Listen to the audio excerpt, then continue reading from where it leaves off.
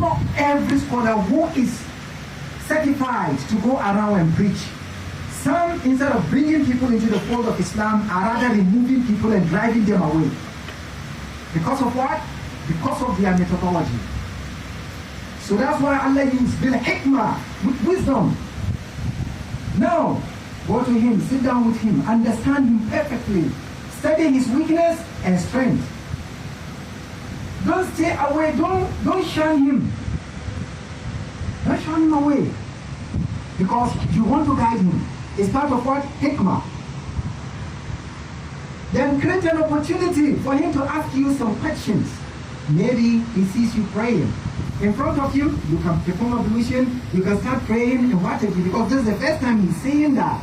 He will draw closer and say, I see you doing something. What is it?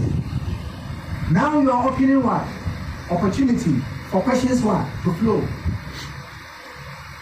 You haven't read the Quran to him and say, God says this and that, because it will appear nonsense. Excuse my language, because he doesn't, what is Quran? He doesn't even know the Quran. But by your action, it will open an opportunity for him to ask you questions. So that's why da'wah, Allah subhanahu wa ta'ala says, bil hikmah wal maw'izatil hasana. And do not just like other scholars will do. If you are going to preach to even your fellow Muslims, why is it that you will be shouting on top of your voice, you will frown your face, they don't see even rahmah. And the deen is about rahmah. They don't even say it. Do you even want to open your eyes and see, when they talk about something, you frown, to the point where you even want to attack people? No. Islam is peace. So that's why he says, وَالْمَوْعِظَةِ الْحَسَنَةِ. So, when in the process there is an argument or there is something debatable, Allah subhanahu wa ta'ala says, وَجَادِلْهُمْ بِالَّتِي هِيَ أَحْسَنُ. Always engage them in debate of something which will add value to you and add value to him. But if it is assuming a different dimension that doesn't have anything relevant to your development, like it is in the Muslim community today, do you know what we fight over?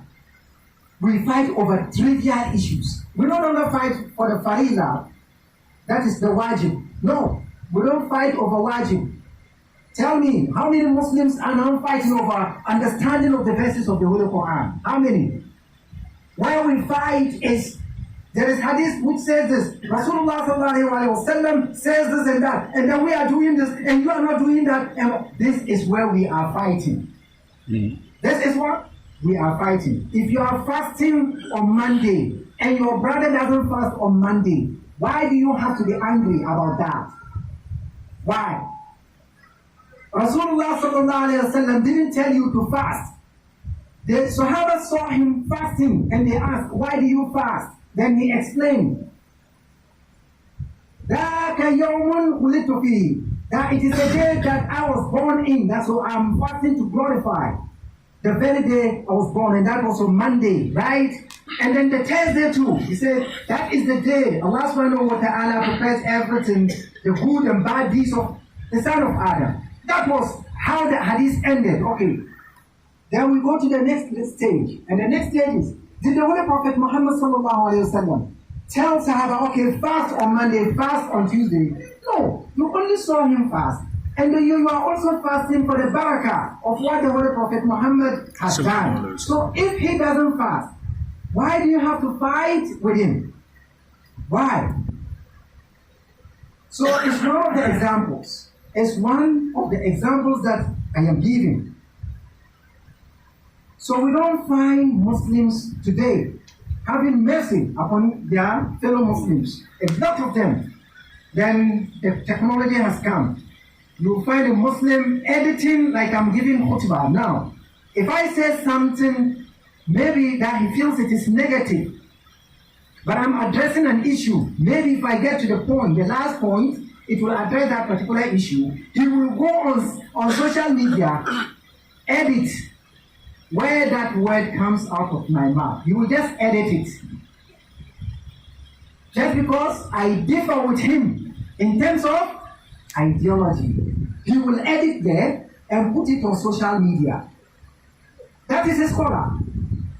Some will go to the phone after editing, and then he will post it. He will post his picture and say, look at what this scholar is saying. Inna lillahi wa inna ilayhi raji'un. That we are seeing these days. They will say, he's an enemy of Allah. He's an enemy of the Holy Prophet Muhammad sallallahu alayhi wa sallam. But he will not bring the full version of what you have said. Where he is interested in is where he will cut and paste. Meanwhile, he's a Muslim. Meanwhile, he has read the Quran. Meanwhile, he is aware that Allah, even if no one sees him, at the time he's doing, Allah subhanahu wa ta'ala is watchful over him.